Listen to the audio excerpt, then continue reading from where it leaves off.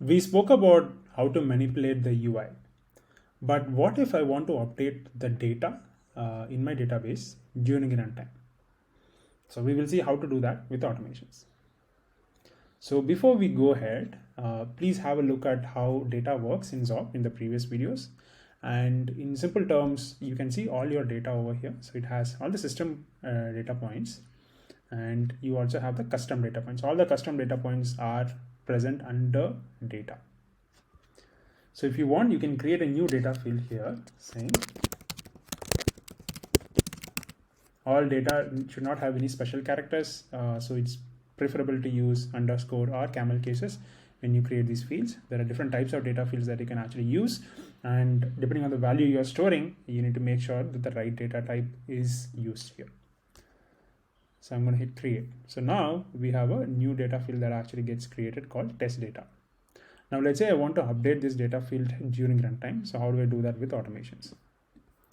So go to the corresponding automation and you add a new action called update data fields. So update data fields is very simple. You choose the data field that you actually have and you provide the value that you want to update. So here let's say 1, 2, 3, 4, 5. So this time the value will be stored as text within test data. Hit save and you're good to go. But that's not the only way to do it. Now let's say you want to copy the data from one field to another during runtime. So that's also something you can do.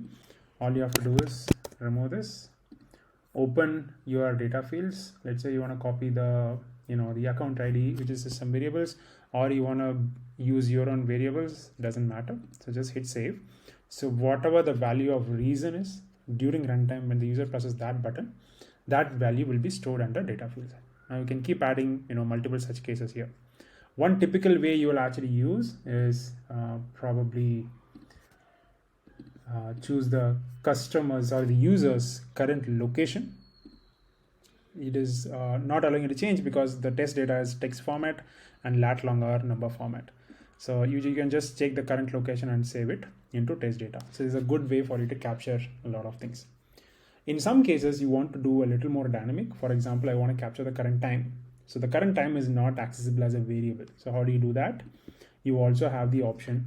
You can choose a different variable, but you also have the option to write small scripts and functions within that.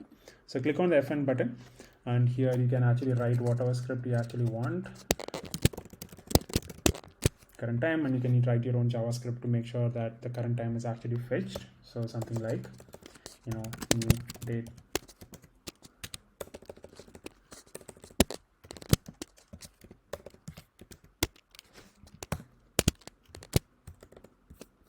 So you can run and you will be able to get the corresponding output, and you can hit save. And now whatever the current time is, that will actually get saved under product feedback.